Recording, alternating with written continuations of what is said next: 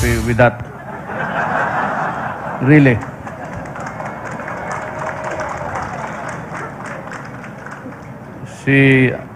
Mag-usap na lang kayo ni Sarah. The Chief of Staff, Lieutenant General Carlito Galvez Jr., former Chief of Staff, General Ray Leonardo Guerrero. Alam mo, sir, matagal nang bakante yan you know, I had to extend your services because of the what was ongoing war in Mindanao, specifically yung Marawi.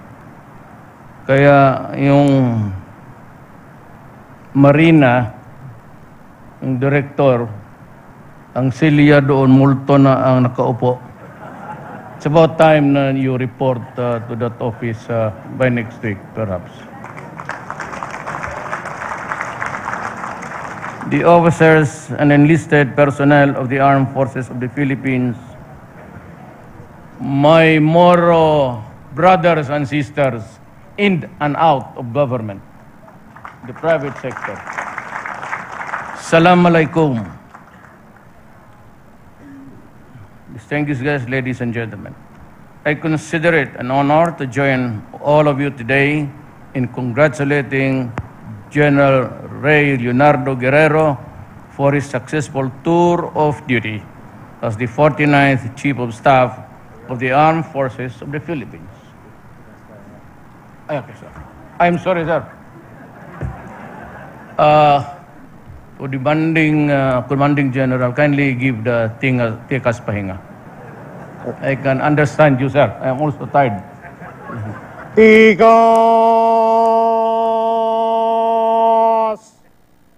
Ha! Tigas. Ha! Thank you.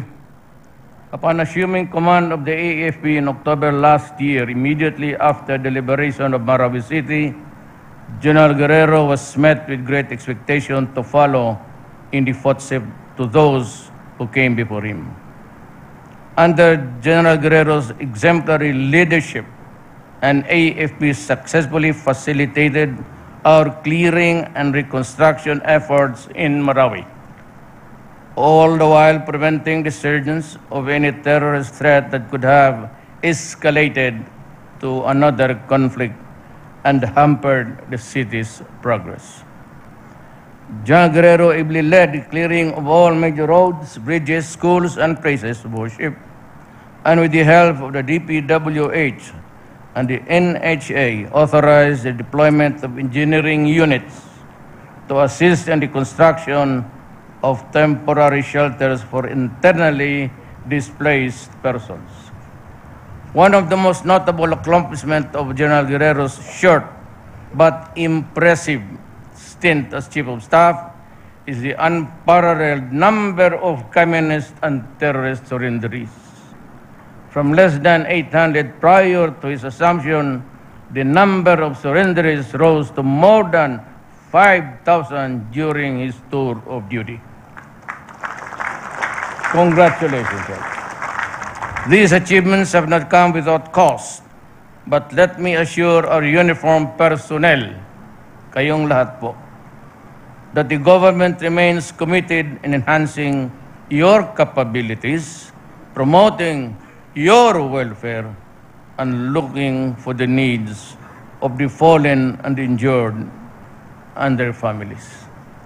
Within 6 months after AFP Chief, General Guerrero has competently and effectively continued the tradition of dedication and hard work to those who came before him, and left a legacy of his own for future leaders to follow. His efforts have strengthened the foundations of not only stronger but a better military, but also a safer and more secure Philippines.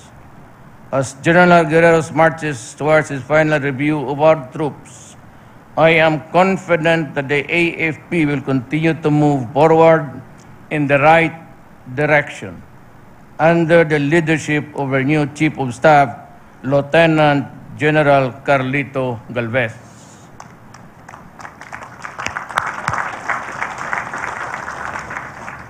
With an excellent and motivated workforce behind General Galvez, I am optimistic that the AFP will sustain its gains and remain at the forefront of our fight against all threats of our sovereignty.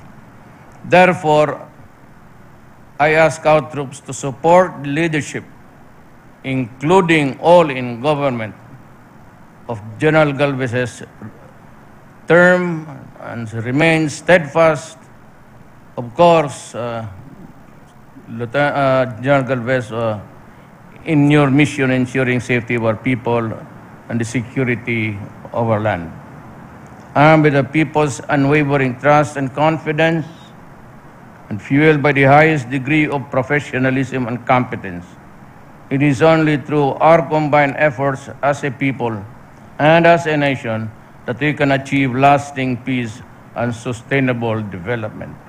Mabuhay kayong dalawa, General Guerrero and General Galvez. Now, I hope that is not the final applause. I still have something to say. Let me just state my case as a worker of government. It was not the military who arrested the nun, the Catholic nun from Australia. It was upon my orders implemented by the Bureau of Immigration. And I take full responsibility, legal or otherwise, for this incident. I ordered her to be investigated, not deported at once, not arrested, but to invite her to an investigation for a disorderly conduct. You know, in our laws, the Philippine laws provide that I can deport you or refuse you entry if you are an undesirable alien. Look, I'm addressing to the Filipino nations. I can swallow. I can take all attacks from the lumads to the highest religious orders of all sorts, from my brother Moro, from the military, from everybody. Ang hiningi ko lang, you are a Filipino. You are entitled really to criticize. Freedom of expression is unlimited, and it goes for everybody. But to otherwise undermine and treat the Philippines like a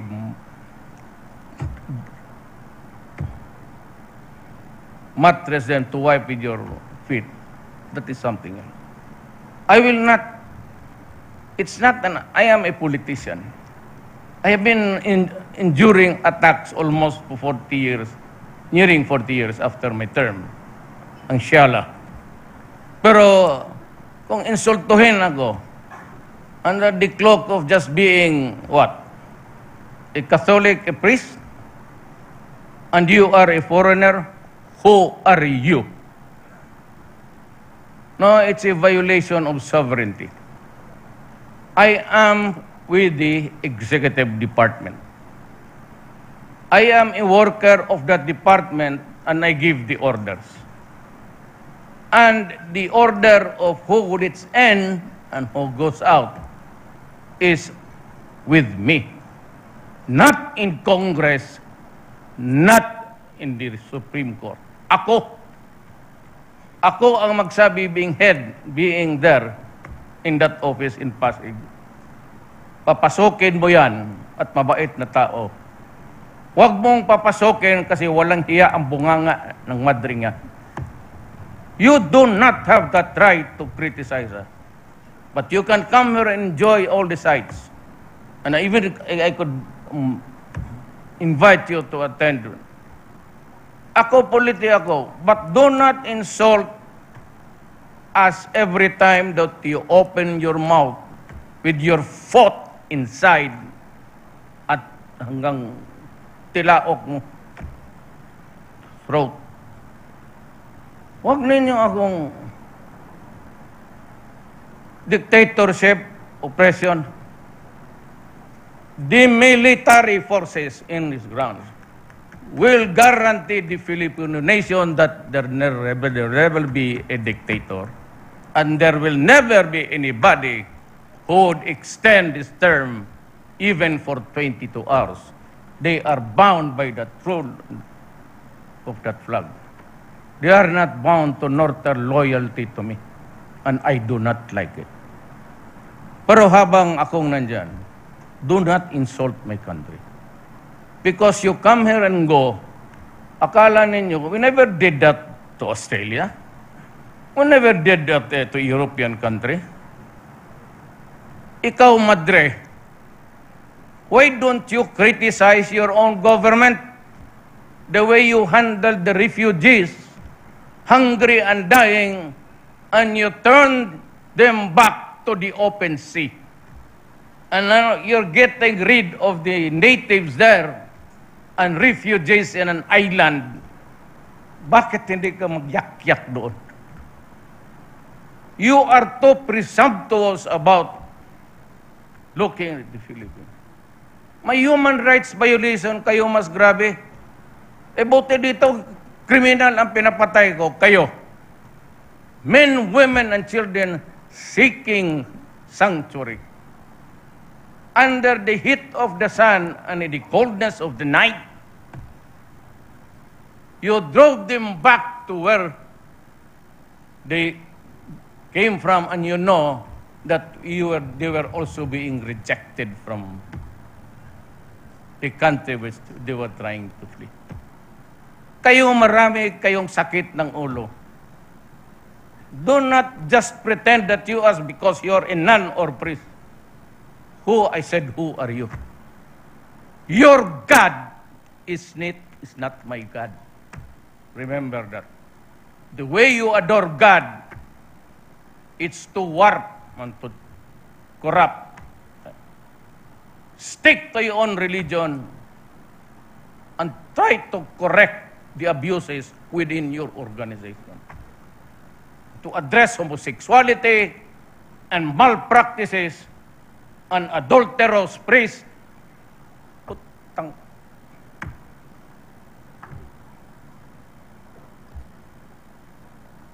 Then you come in messing up with us with this neo-liberalism of yours. You are trying to promote international or geographical governance. That's the modern trend, the West imposing their values on us. Please do not do that. Go home and try to solve your own problems. The European community, you cannot even handle the refugees. Son of...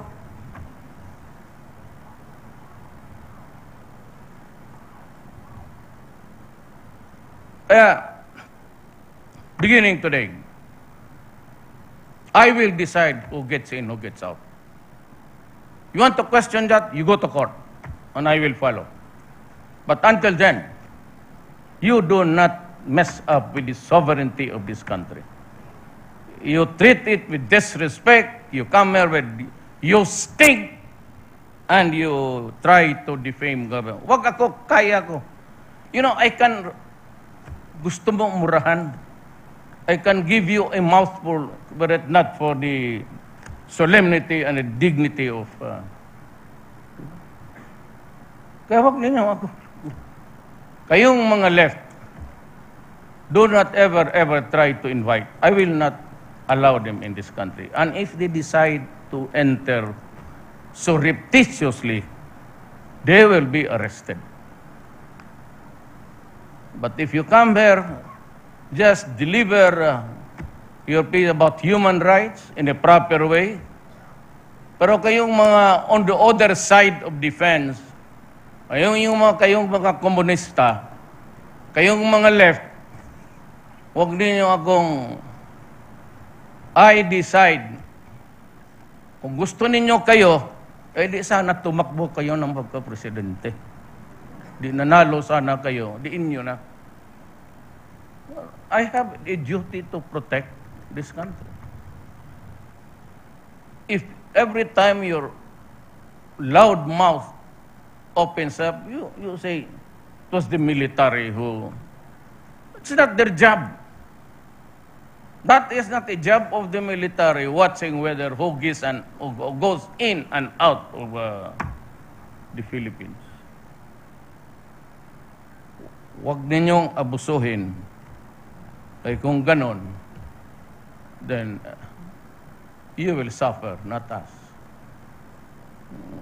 Sabi ko na sa inyo, baka akalain lang ninyong isa akong ignoramos galing Mindanao. Ay, bukan nga natin. Not be, martial law. Why would I need a martial law? My mom said, I can order your investigation. Anybody. 6, 9, 36 hours for investigation purposes. It's legal. And especially if you shout there, sabihin mo mga military, mga pati taga-gobyerno, mga gago, mga ano. Who are you? Just because you're in none? You go back to your country and try to ponder the enormity of your problems. Kaya hindi ako pumunta dito. Your race seems to be an every Westerner in town. You think that you are far more superior than us, the Malay race. You try to impose your values. You go about selling an idea from the State Department that if you agree to a same-sex marriage, we will give you this assistance. Eat your money. I don't give a... You can have your money. We will survive. Kakain kami ng... But the Philippines is not a pasture. It is not a grazing land for just any carabaos and animals like you to graze in the fields of... Huwag ninyong... Hindi ako papayag ng ganun. Nabali ako, wala pa rin kayong magawa. You try to ask me, then, if I try to commit abuse, then there's the military and the civilians. There's the President Ramos. President Garcia, Arroyo. And generals there. Wala ba itong mga utak? They would know a dictator. They can sense a son of a bitch. So do not worry. Their loyalty is there. Oh. Ayan. It's flying. This is where our loyalty belongs. You come here and insult us, you trample with our sovereignty. That will never happen.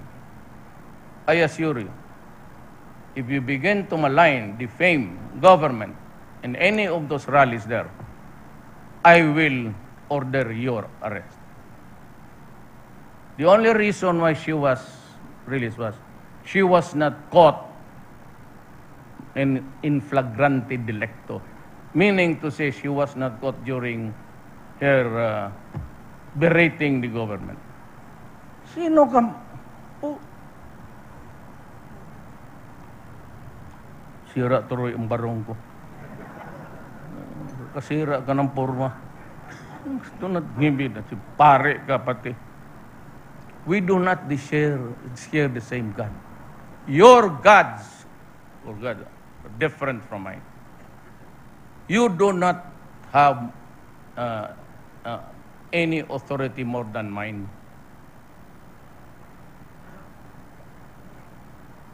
My God has common sense. Your God does not have it. Salamat.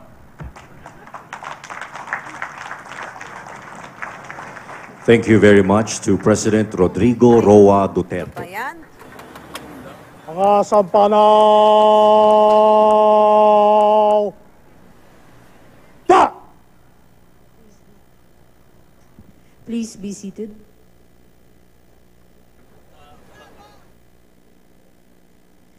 We shall proceed with the pass in review.